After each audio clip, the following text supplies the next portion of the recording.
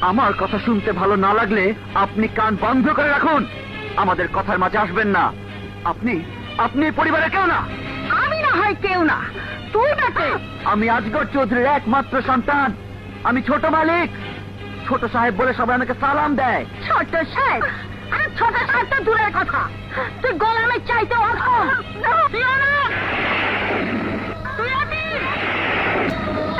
আমি তোকে রাস্তা থেকে কুড়িয়ে এনে এর কোলে তুলে দিয়েছিলাম। তুই কি করলি? এই কথা বলার আগে তোর জবান কেন বন্ধ হয়ে গেল না? তোর মাথায় কেন আকাশ ভেঙে পড়লো না? কি করে তুই কথা বলতে পারলি? তোর একটা কথায় আজ আমার ছেলে পার হয়ে গেল, পার হয়ে গেল, পার হয়ে গেল, পার হয়ে গেল। মমতা, মমতা, চুপ করো। কি করলি? মমতা, সাগর, তুই ওই ডাইনির কথা বিশ্বাস করিস না।